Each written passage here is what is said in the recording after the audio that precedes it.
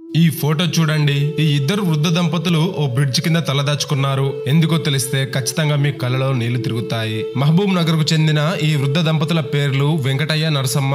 వీళ్ళకి 5గురు సంతానం. చిన్ననాటి నుండి అనేక కష్టాలు పడి 5గురు పిల్లల్ని పెంచిన ఈ వృద్ధ దంపతులు ఇప్పుడు బ్రిడ్జ్ కింద అనాథలుగా జీవిస్తున్నారు. వీరికి 4 కుమార్తెలు, 1 కుమారుడు. అయినప్పటికీ వృద్ధాప్యంలో ఈ తల్లిదండ్రులను పట్టించుకోవడం లేదు. దాంతో చుట్టుపక్కల వాళ్ళు ఆ వృద్ధ దంపతులని పదే పదే తమ బిడ్డలు ఎందుకు మిమ్మల్ని పట్టించుకోవడం లేదు అని అడుగుతుండటంతో తాము కన్న బిడ్డలను నలుగురిలో బదనం చేయడం ఇష్టం లేక ఇలా ఇంటి నుండి వచ్చేశారు. దాంతో తలదాచుకునే స్థలం లేక ఇలా గగన్ పహాడ్ బ్రిడ్జ్ కింద ఉంటున్నారు. పని చేసి బ్రతికి శారీరక స్తోమత లేదు. ఎవరో ఒకరు తిండి పెడితే తప్ప కడుపు నింపుకోలేని వాళ్ళని ఎవరు పట్టించుకోకపోయినా Rajendra Nagar traffic police sub inspector Rajender Reddy గారు మరియు హోంగార్డులు చిరంజీవి, శివకుమార్లు ఈ దంపతులను చూశారు. వారిని అలా చూసేసరికి ఇన్స్పెక్టర్ రాజేందర్ రెడ్డి గారికి ఏం చేయాలో అర్థం కాలేదు. దాంతో ఆ వృద్ధ దంపతుల దగ్గరికి వెళ్లి వాళ్ళ వివరాలు తెలుసుకున్న రాజేందర్ రెడ్డి గారు వెంకటయ్య దంపతుల పిల్లల ఫోన్ నెంబర్లు సంపాదించి వారిని సంప్రదించారు. కానీ వెంకటయ్య పిల్లలు మాత్రం స్పందించలేదు. దాంతో సబ్ ఇన్స్పెక్టర్ రాజేందర్ రెడ్డి గారే ప్రతిరోజు వారిని కలిసి వారికి భోజనంతో సహా ఇంకేమైనా అవసరాలు ఉన్నా తీర్చడం మొదలు పెట్టారు.